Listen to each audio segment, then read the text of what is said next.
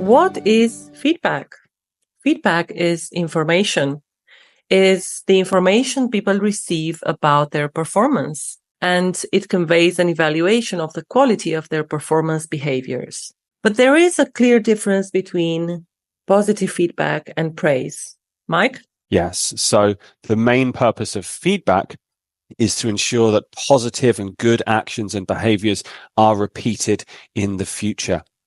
Praise always misses the specifics. It's great to give people praise, but you're not ensuring that the good thing is going to happen again. Let's see an example of that. Tim. Joanna, I received a mail from the customer where they were saying beautiful things about you. They were saying that you're really proactive, you're always on point, you're always getting in touch with them with new ideas. And so brilliant job, Joanna. Working just well done. That feels fantastic. Joanna feels good. This is praise. Praise is a lovely thing to give. The only question is the next time Joanna comes to do it, does she know what she's done so well? No. The praise was not specific enough, not clear enough. It's great to give praise, but it should be specific. Tim. So, Joanna, I got a mail from the customer who, wrote an amazingly positive mail about your performance and about how much they enjoy working with you. So I gave them a call and I said, what is it specifically that you're doing? And they were referencing the engagement plan format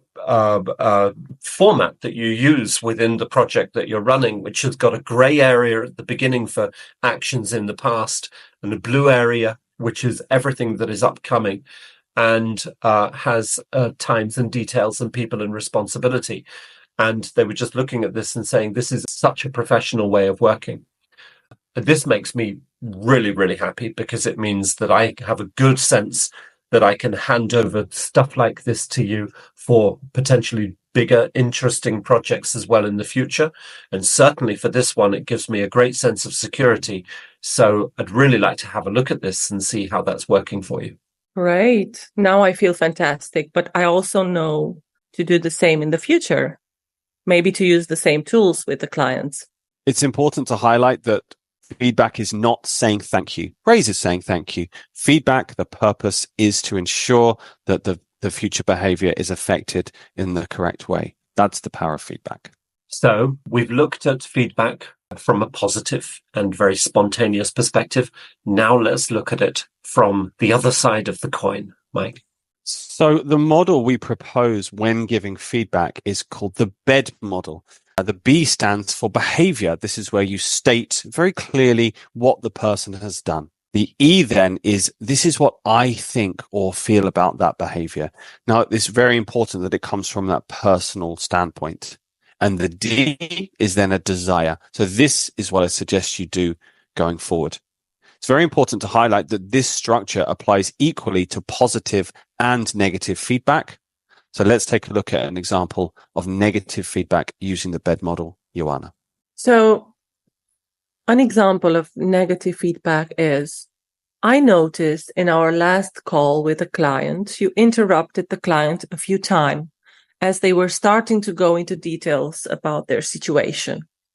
This is the behavior. That makes me worried because they don't have the opportunity to express themselves and we don't have the opportunity to get enough information about their needs. This is the effect. Please make sure that in the next meetings you do this. You remember the active listening exercise from the trainer we worked with, and instead of interrupting, you summarize and repeat at the end of the sentences. This is the desire. So the BED model essentially gives you a structure to make sure that your words are not wasted. In the behavior, you're focusing on one specific piece of behavior. So really very focused.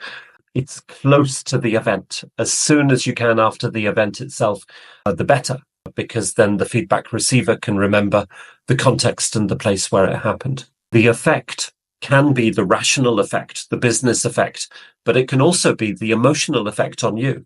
I feel worried, I feel anxious, I feel concerned.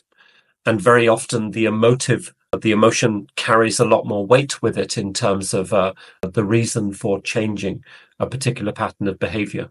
And the desire is then a suggestion of how they might want to change.